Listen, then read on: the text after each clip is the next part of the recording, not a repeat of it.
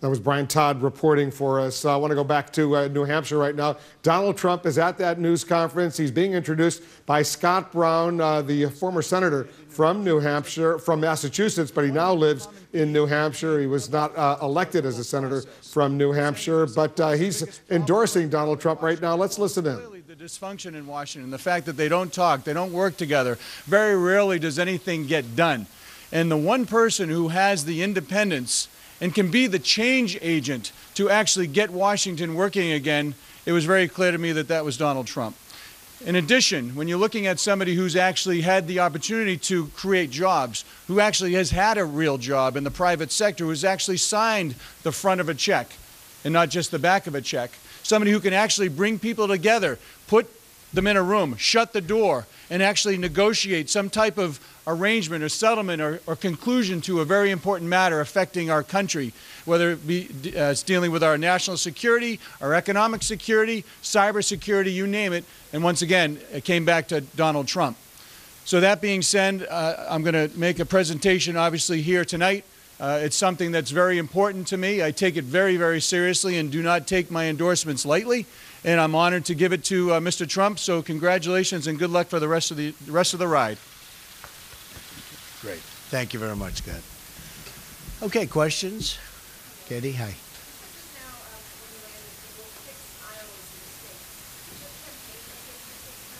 Who said I will fix? I didn't say. You did just now, according to the poll now.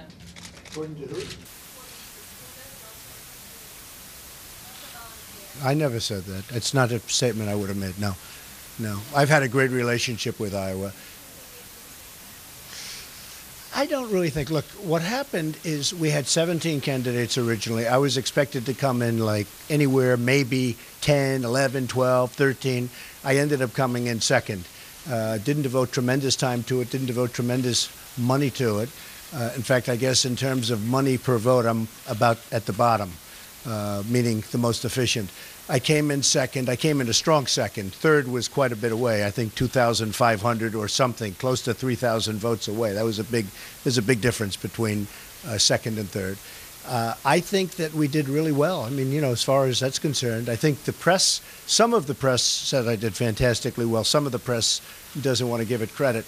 I think that we did very well. I didn't expect to do so well. I guess what did happen is one poll came out that said I'm 4 or 5 points ahead, and that maybe built up a false expectation for some people.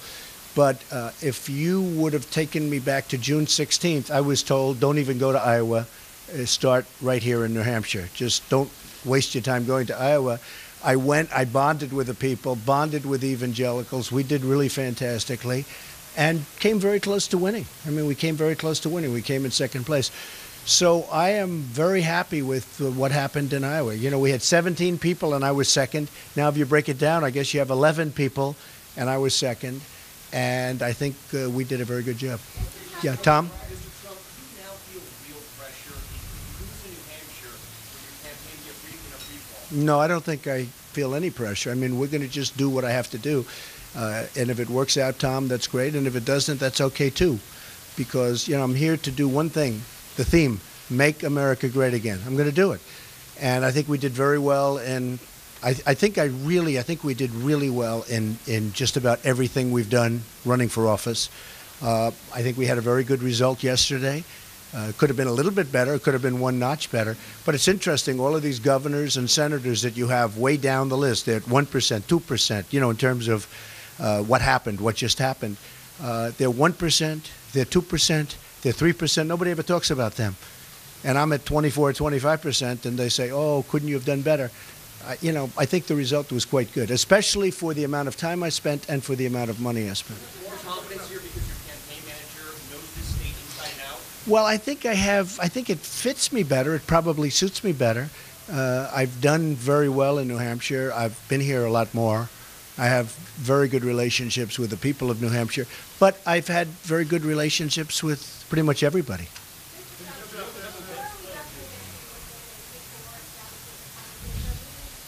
Behind you. Then Marco Rubio had a stronger than expected showing in Iowa. Do you worry that that could eat into your lead here in New Hampshire? I really don't. I don't see that happening. I don't know what's going to happen. You don't. Nobody does. I mean, we'll see what. You have many, many people that aren't doing very well. I am doing very well. But you have many, many people that are here that are well-known politicians. They're governors and they're senators, but they're not doing very well. And they just came back from, a very major defeat yesterday. And mine wasn't. Mine was, it's very interesting. If you look at the numbers from yesterday, I got the highest number in history outside of the one number, in the history of the primary. Right. You brought in a lot of new caucus I brought goers. in also, I guess they had 185,000 people, which is 45 or 50,000 people more than they ever had. And in New Hampshire, people expect you would bring in more independents who would be interested in you. Will. But that also that they might be interested in Bernie Sanders. Have you thought about that, how you would pick off these voters who might be split between you two? No, I mean, I think we'll get a lot of Sanders voters. And, they're very much into the trade world, and I'm the best on trade. He mentions it, Sarah, but I don't think he does. I don't think he's going to be capable of doing anything about it. No, I think we're going to do very well here. I look forward to it. Mr. Trump. Say it. A lot of the other candidates are doing 6, 7, 8 events in New Hampshire every day between now and Yeah, we have a lot of events scheduled, yes. Well, we do. We have one commitment long-term for Arkansas, actually, where we're going to have about 10,000 people. But we're going to be back and forth very quickly. We have a lot of events scheduled, yes. Mr. Trump, you're...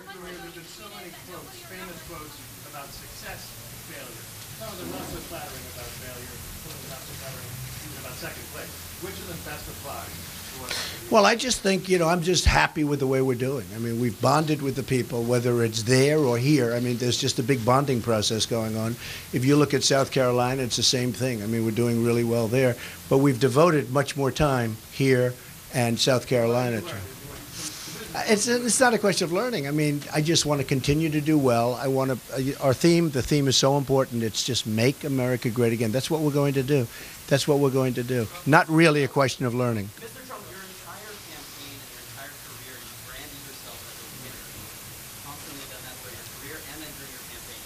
How do you think you can go forward and maintain that brand with your supporters who see you as a winner after suffering a defeat in Well, if you Iowa? look at the second place, people didn't talk about my second place. They didn't talk about it as positively as they should have. And yet with Marco, who was more than 2,000 votes behind me, that's a lot of votes, by the way, they said, oh, he's surging, he's surging. So I don't know, why is the third place person doing well and the second place person, who, by the way, has never run, Scott was mentioning before, said, one of the amazing things about you, you've never run for office before. It's incredible how you're doing because what about your you've brand? never done. Your brand I as a think my winner. brand's doing great, yeah. I think it's so You're good. about 18 points in this state. What will you do to maintain that lead, and will you be doing anything differently than you did in Iowa? No, I think just work. We're going to work very hard, and we have a lot of meetings, a lot of talks, a lot of speeches. We're going to be meeting with a lot of people, and I think we're going to do very well. Retail politics, talking to voters. Well, we'll be doing some of that, but we also have some very big events planned. Like tonight, I think they have 4,000 or 5,000 people. And other people were here yesterday, and they had 200 people. Same venue, same everything. They had 200 people. So we have, there's a good bonding going on. Yes. Mr. Trump. What was your first election night like? You've never done this before. Well, I enjoyed it. Ted Cruz has $19 million in the bank. You talk about self-funding. Are you prepared to spend and dedicate that much? I have unlimited. I have unlimited. You know, it's funny, when I look at the various people, they say so-and-so has 20 million. So I have unlimited. That's not the thing. The only, I'm a business person. I want to spend wisely. And I'm probably $40 million under budget because of the fact that, frankly, I haven't had to spend very much, although I guess we just did a recent filing, and I would be probably having spent funding. And I must tell you, I don't know that enough people appreciate it. I'm self-funding anyway, whether they appreciate it or not.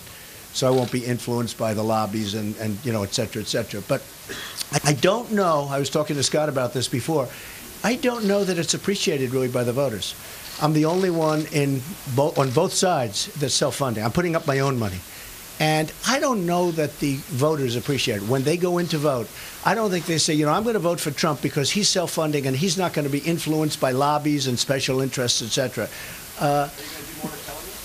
I'm going to tell them, but I tell them, and sometimes they like it, but I don't think it's something they vote for, which is a shame because it's actually a very big thing. You understand that. It's a very big thing. It's a very big element. If you can have somebody that can actually self-fund and not be influenced by bad decisions, by people that are looking for themselves or looking for the company or country they represent, that's a real positive. You talk about I just don't know I just don't know whether or not the voters appreciate them. You talk about self-funding, but you've received... This is the first time that you've run. What did you learn in Iowa that you're going to try and apply down the line? I've learned that they're great people. I thought the people in Iowa were fantastic. I think they're just great people. And, you know, obviously I was second. I had the largest vote getting in the history of a Republican primary, except for one. And I brought many of those extra people in. And they also had, as you know, the largest turnout in the history of Republican primaries in terms of Iowa, by far, not even close. I think it was like 50 or 60,000 more than they've ever had before. So, you know, I learned that they are terrific people in Iowa. Mr. Trump, do you worry? Yeah, I look forward to that, yes. Mr. Trump, you talk about self-funding. More time going after Marco Rubio, and also... Who? Am I going after who? Who said that? Oh, no, I don't think so. No, I have a very good relationship with Marco. I like him. I don't see that necessarily. I mean... who decided early tended to go with you, but for folks who decided later in the process... You're talking about in Iowa? Yes. Well, that could have been with the debate. I think it could have been the debate. I think some people were disappointed that I didn't go in the debate. If I had it to do again, I would have done the exact same thing. And the reason is, you know why? Because I raised $6 million for the vets in 1 hour. So if I took a second place instead of a first place and could give the vets $6 million, I'll do that all day long. Mr. Trump, do you worry that you banked too much? What's that? Who? Do you worry that you banked Wait, too much? Excuse me, behind? Will you consider spending more on ads than on the ground game? On what? On ads. Oh, on ads. Well, we're going to be spending money. We're going to be spending a lot of money. We'll be spending money on ads, and we'll be spending money on the ground game. Yes. Do you worry that you banked too much on your own celebrity and the crowds in a place like Iowa and less on a ground game? I mean, whether I'm celebrity, I mean, this is me. It's me. Too much focus on the celebrity and not enough focus on the ground game there. Look, I think most people say I did a great job in Iowa. I came in second. I spent far less than anybody else. And had I known I was going to be liked as much as I am in Iowa, and people did like me, you will understand that, I would have maybe spent a little bit more, and I would have been there a little bit more, and maybe I would have won it. But, you know, I'm very happy with it. I have 7 delegates right, you know, at the top. You look at other people, in all fairness, senators, governors, they're, you know, they're way down. When I have 25% or 26% and they have 1%, hey, but you people don't mention them. Mr. Trump. But the one thing is you people don't mention them. You don't mention all of the other names. Now, you mentioned the person, Marco, good guy, but he came in third. And they make it sound like he had a victory, but I didn't. But I came in second. And I started off on 17th. I was 17th. When I first started, I had nothing. And then I inched my way up, went pretty rapidly, actually. And now I'm leading everything, and I did okay in Iowa, pretty good in Iowa, yes.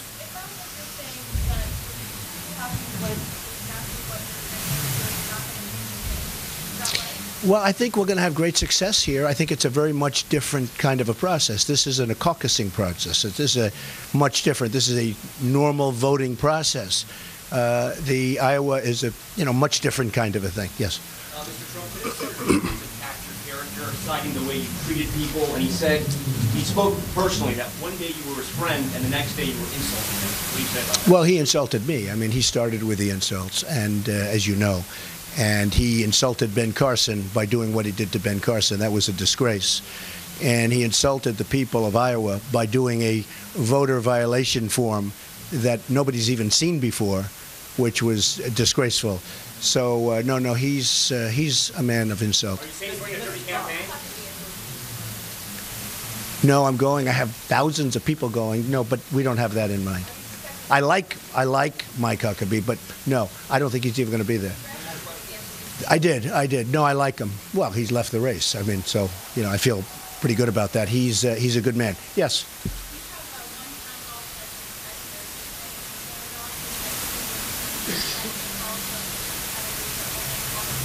Well, we're adding some, and we're adding them pretty rapidly. Yes. Mark, go ahead. I think everybody, Mark, you never know. I mean, they're talking about some people that are down at 2 and 3 and they could emerge. I don't think they will, but people in your world are saying they possibly could. So I don't really see 1 or 2. I see, there could be a number. I'd love to finish first. Again, it would still not be horrible because you're competing against a lot of very talented people that have been politicians all their lives. I've been a politician for 6 months. But no, I'd love to finish first. Second would be horrible. Wouldn't be horrible, but it wouldn't be the worst thing in the world. I can think of worse things, but I'd like to finish first. I think we will finish first. I would like to finish first. Okay. Mr. Trump, you talk about self-funding your campaign, yeah. But you've received only just so you understand. I'm totally self-funding my campaign other than small donations because people send in small donations for $10, $15, $20, $6.5 million $100 in small donations, right? Well, no, that's merchandise sales. That's a lot of merchandise I believe sales. As far as the donations that you've received to your campaign that aren't from the loans you've made to your campaign. It's a small amount of money compared to what I put in. It's a third of what it's very hard when somebody sends in a check for $17.50 and $9 and $200. Very hard to send that money back. What does that say to those people who are sending you their hard-earned money when you say, I'm self-funding my campaign, I'm not taking money from anybody? And I always make the preference. I always make a reference to that, and I do it every time. Okay. Yes. What will Senator Brown do for your campaign in the state? Well, he's somebody that I respect, and I've always liked, and he's very, very respected throughout the country, but he's very respected here. And everybody wanted his endorsement, and I'm very honored that he's giving it to me, and he's going to give it to me on the stage. Is Cruz running a dirty campaign? His positions are slightly more moderate than yours. He's for abortion rights, as you know, Senator Brown, for a ban on assault weapons. You're very much not for those things, and you've been very vocal about that. Do you think that happens with endorsements? No, that happens with endorsements. That's pretty common with endorsements. Well, Mr. Trump, a lot of your supporters here said they were not disappointed with your second place finish. They think you're going to win here. Yes. Can you tell us, were you not disappointed in the least that you didn't win in Iowa? Well, I probably had a tinge because a poll came out, a few days before that said I was about 5 points up. So maybe there was a tinge. And again, it may have been the debate, which would have set records if I did it, so I would have liked that. But the fact is, it could have been the debate. Maybe it is, maybe it isn't. But I would have done it exactly the same way because we raised in 1 hour, I raised $6 million for the vets. And I would never, ever give that up to go between first and second in Iowa. It wouldn't be worth it. So, thank you. Mr. Trump, can you give us your take on the state of the Democratic race and Secretary Clinton's email situation? I think her email situation is very serious. I have a feeling she's being protected by the Democrats because it just looks to me to be more serious than anybody that I've seen, including General Petraeus.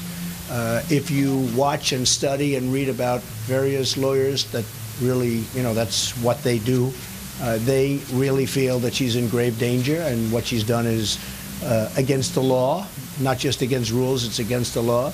I just don't know what's going to happen because I don't know whether or not the Democrats, Bob, are going to protect her. Mr. Trump, is Senator Cruz going to go? Is that okay? Any thoughts on the Democratic race? It was a tight race in Iowa. I never saw a race where they're flipping coins. I mean, they're flipping coins. What kind of a race is that? It's ridiculous. I thought it was terrible. I mean, you call it a tie, but to flip coins, they say, okay, you're going to get this district. We're going to flip a coin. Is Senator Cruz running a dirty campaign? I don't know. I can't tell you yet. I think he certainly was dirty. What he did to Ben Carson was terrible. I think when he did the voter violation form, I thought that was terrible. Actually, I thought it was terrible. And, when they said that Ben Carson is out of the race and come vote for him, I thought that was terrible. Okay? Thank you, everybody. Thank you. Thank you. It's a long ways away. We'll see. Okay. What's the closing argument to those people out there? What are you going to tell them? You watch. All right, that is Donald Trump there. Good evening. I'm Aaron Burnett. Out front tonight, the breaking news. Donald Trump announcing a major endorsement from the former Massachusetts Senator Scott Brown just a week away from the New Hampshire primary.